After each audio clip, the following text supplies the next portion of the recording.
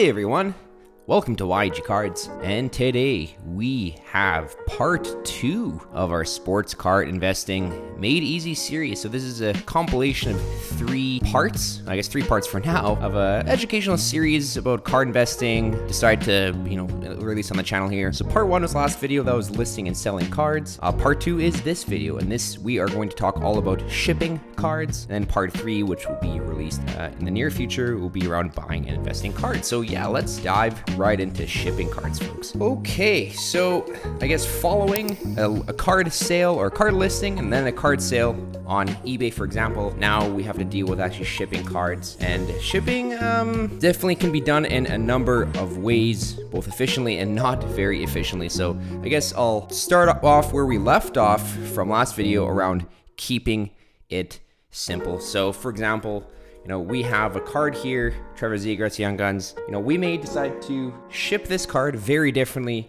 than, say, shipping this card. It may be a higher end card such as this. So different methods for different cards. So kind of looking at the low end card shipping versus high end card shipping. So let's maybe go over a summary of the different ways we can ship cards. So the first being plain white envelopes, folks. This is the most simple way to ship cards in the plain white envelope. These have kind of become more common over the years. I know it's almost taboo to ship cards in plain white envelopes, or as it's commonly called in the hobby, PWEs. But it is a very simple, cost-effective way to ship a card. So this is the first way. The second way is bubble mailers. So many folks opt for shipping cards, maybe a little bit more kind of medium end cards. Even higher end cards in bubble mailers. With bubble mailers, it is just a little bit more expensive to ship than a plain white envelope. But here is bubble mailers.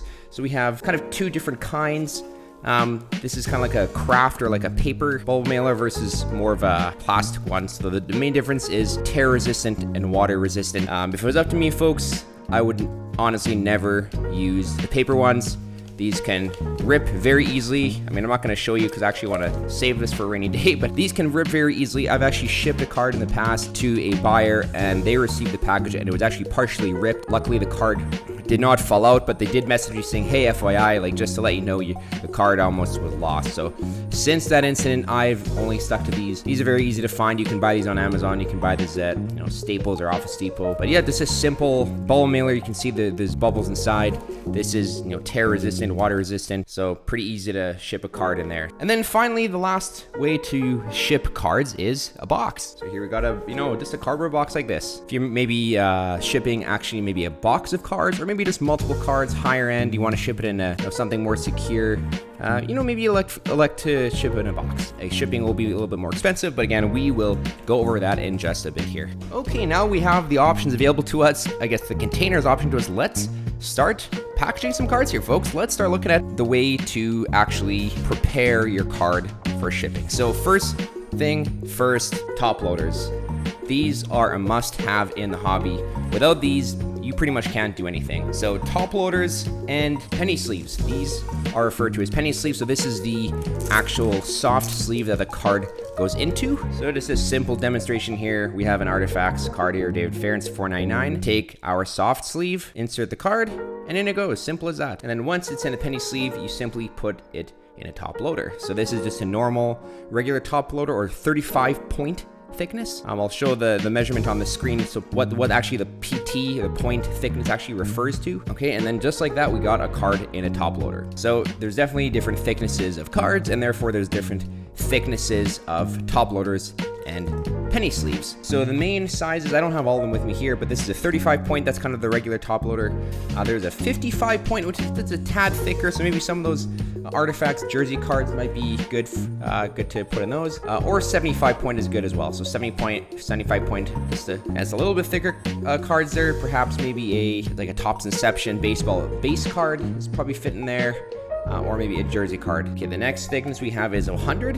So you can see that we are getting a little thicker here. So this Patrick Kane auto jersey card that I showed in the last video, this is actually an 100 point. See the thickness there? So that's 100. Then we have the 130s, which now you're getting to the thick boys here. So these are, they definitely get into the patch card range, patch card territory. And then we have the 180s. So again, this is kind of the the last size of, I would say, standard top loaders. So again, this is a pretty thick one here. So I've got Owen Power off to the side here. Artifacts, got a patch jersey. So this is a 180 point here, folks. You can see there. The card kind of falls out a little bit, so you might want to put a piece of tape on there, but I'll go over that in a second here. So that's 180. And then you got some weird sizes. So this is a 260, so you can see this is quite thick. I'll typically use these if I'm shipping a lot of cards, so multiple cards at once. So if I'm selling maybe 6 Young Guns, like a lot of lower end Young Guns, I might choose to actually ship it in here because it'll fit better.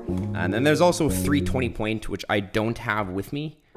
Sorry, 360 point, but that's even thicker. So definitely these are kind of the main top loader sizes, 35 point all the way to 180. Okay, folks, in addition to that, we have some other containers. We have something called One Touches. So that are these kind of plastic they're not glass, but they're plastic containers. So they have a magnet clasp at the top. So if you do this, and then they're just kind of a peg there at the bottom. So this, again, comes in different sizes, just like the top loaders. You can see the different sizes there. So 35 point, that's kind of the thickness of the card, 55 all the way to 360. That'll give you an idea of the thickness. So this One Touch here is a 35.1 touch. So an example of that would be this Jack Hughes Artifacts rookie autograph card. That's a 35.1 touch. Here's 130 size, so you can see it's a bit thicker, 35. And then finally the 180, you can see the thickness comparison there. For the 180, we'll put something like this Cole Caulfield Jewels of the Draft, a Black Diamond rookie patch auto in there. So that's the 180. So I did forget to mention, folks, with these penny sleeves, the normal penny sleeves are just, I guess, meant for, I would say 35 point all the way to 75 point. When you get to 100 point cards, it really starts to get tight in there. So that's when you upgrade to these thick card sleeves. So it says it holds cards up to 130 point thickness. You can actually put 180 point thickness cards in here as well, but the main difference is just the width of the actual penny sleeve. So you can see if I hold them side by side and overlap them, you can see that the 180 certainly overlaps and extends way past the edge of the normal regular penny sleeve. So that's the main difference. Okay, and finally we have, I guess, looking at the different containers and materials here, we've got bags. So we have One Touch resealable bags. So these are meant for, well, I guess putting One Touch cards into. So that's the proper size for those. And then we have graded card sleeves. So those are meant for, I guess, putting these cards inside of a bag. So the bag's gonna be much bigger. And you also have team bags, which I don't have with me, but they're smaller bags and meant for just putting unsleeved, ungraded cards into, just, very low end cards. And then some folks don't have top loaders available, so we have these things called card savers. They're just like a kind of plastic sleeve. You put the card in the penny sleeve and slip it into here. So that's kind of an alternative to a top loader. All right, folks, now that we got all the materials out of the way here, we've got all the top loaders off to the side, bags, penny sleeves. Let's ship some cards. So we're gonna be shipping 2 cards here, folks. One, we have David Ference to 49.9 and an Owen Power, a bit of a thicker one. And actually, why don't we pick a graded card as well? So 3 different kinds. So we got a graded card, a really thick one, and just a normal card here. So first things first, and we have the card inserted into the penny sleeve, and in the top loader it goes. Same goes for the thicker card, in the thicker penny sleeve and in the 180 top loader. This is just the graded card, so it doesn't really go into anything yet. So next thing to do, folks, is I like to put it inside of a bag for some extra protection. So we have the One Touch resealable bag, so we're gonna use those for the top loaders. Now, remember I said that sometimes the cards can easily fall out like this. So what we're gonna do is we are going to put some tape. I repeat, do not use Scotch tape on top loaders. This is terrible. It's really, really, really hard, really a big pain in the ass to take Scotch tape off top loaders. It leaves a really ugly residue, and I'll show you folks what I mean. So say we have the David Ference card, we put the Scotch tape over top like that, done. Okay, now you receive the card in the mail and you want to get it out. Well, good luck trying to peel this stupid thing off. It's gonna come off nicely because I just put it on, but quite often it tears, it rips.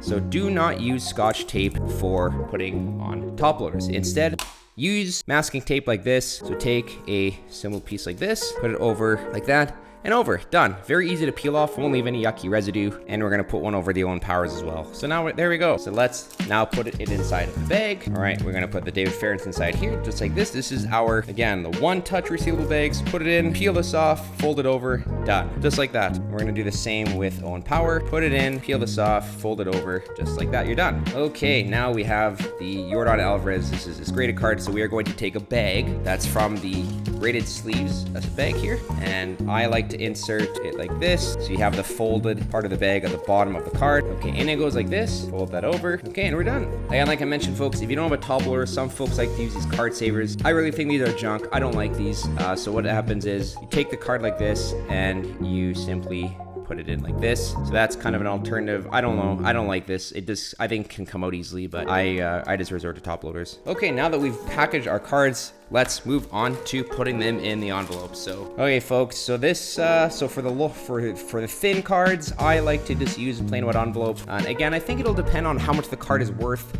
as well. I know in the US, there's certain limits in terms of when you are automatically charged with USPS first class shipping. I think in Canada, I don't know if there's a limit. You can just kind of determine yourself whether you want to put tracking on card for international shipping or even domestic shipping. But if you're just using a stamp, doing domestic shipping, I would just use a plain white envelope. So David Ference here, simply insert it in the envelope like that, peel this off, close it, done. That's it. And if you print the shipping label off of eBay or just write it by hand, write it on, put your stamp on, done. Simple as that, folks. And for the Owen Power Card, so this is a bit thicker. You should be fine putting this in a white envelope. It will be a bit of a thicker envelope, but this should still meet the requirement of less than an inch thickness to use a plain white envelope for USPS or Canada Post shipping. So this should be fine as well. Now, if you're shipping kind of more higher end cards, greater than say $50 or $100, I would elect for shipping, folks. It just helps protect the seller in the event that the card is lost, and that's not a situation you want to find yourself in, where the buyer is claiming that they didn't receive the card when the card is really expensive. So in those instances, folks, I would use a bubble mailer. So you have the bubble mailer here. We have our Yordan Alvarez, and we're just gonna simply put it in like this and close it. Done. That's it. Print off the shipping label. It'll have the tracking on here. Tape it on. Done. That's it, folks. It's not nothing else to it. Now again, if we were shipping maybe a lot of all of these cards, and we're talking now, I don't know, maybe $500 in value, perhaps $400, perhaps shipping it in a box is a better alternative. So here we go. Put the cards in here. Put some sort of shipping filler in there, whether it's some craft paper like this, bubble wrap like this, or packing peanuts like this. Make sure you package the cards securely to protect it from damage. And like this, maybe put some craft paper on top of here. Seal the box. Tape it up. Shipping label done, folks. Simple as that. Now, obviously, weight and size will factor into shipping cost, so hence why I like using the envelopes for lower end cards. So in the US, domestically, it's under $1 typically. Canada, it's a couple bucks, and then international postage, again, just a couple bucks on either end of the border there. For bubble mailers in the US, you're probably paying under $4 to ship domestically. In Canada, yeah, it's gonna be a little bit more. I know Canada Post is not as cost effective or not as cheap as USPS shipping domestically, but if you're shipping internationally, you're gonna be paying eBay international rates. So from US to Canada, it's usually kind of $12 to $15, and Canada to the US, it's about the same, perhaps a little more. But again, if you're shipping a $500 card, folks, paying an extra $12 to have tracking and a bubble mailer and extra protection, it's not a big deal. Some folks elect to have signature upon delivery for some, typically for higher end cards. I don't. I guess it's an extra charge at eBay, a couple bucks extra, but if you do feel the need that you really want to make sure your package gets safely and securely shipped to the buyer, you can have signatures or additional insurance on the package. In Canada, you have Canada Post, FedEx, UPS shipping options. In the US, it's the same, except you don't have, instead of Canada Post, you have USPS. So again, for boxes, maybe that are a little heavier, I do find that I do actually find UPS and FedEx to be more cost effective than domestic equivalent for shipping, whether that's Canada Post or USPS. So again, folks, that'll pretty much do it for shipping cards. Again, just keep it simple. I've seen really funny methods of shipping when I receive cards from buyers. I've seen pieces of cardboard cut out from cereal boxes holding cards together. Really interesting contraptions of tape and boxes and bags holding cards together. Folks, again, top loader, penny sleeve bag, and envelope. That's really it. It doesn't have to be so complicated. If it's a $2 card, simple plain white envelope that'll cost you maybe $1.50 to ship is perfectly fine. You don't have to overdo it. And remember, folks, if there's anything you got out of this video, do not use Scotch tape. Throw this away. Don't use it for shipping cards at all. Please use this or painter's tape, masking tape. Way better to take off and remove. And folks, if you are shipping cards quite often, I do recommend having a stock of top loaders on hand at all times of different sizes. Again, if you sell cards the odd time, maybe just picking up a box of top loaders when you need it is fine. But if you're like me, shipping cards every week, I always have a stock of top loaders on hand of all different sizes, as well as bags and penny sleeves. And to make things efficient, folks, I would recommend listing your cards on eBay or whatever platform on consistent day of the week, and having listings end on consistent day of the week, and shipping cards out on a consistent day of the week, so you don't find yourself shipping cards on random odd days of the week. Just, pick a day, maybe Sunday, maybe Tuesday, whatever it is, and make that your day to ship out your lot of cards. It just creates routine, creates consistency, and honestly just makes it easier on yourself and your time. Okay, folks, well, there you have it. Part 2, shipping cards. Thanks for watching this video of our Sports Card Investing Made Easy series. Stay tuned for part 3. Thanks everyone for watching.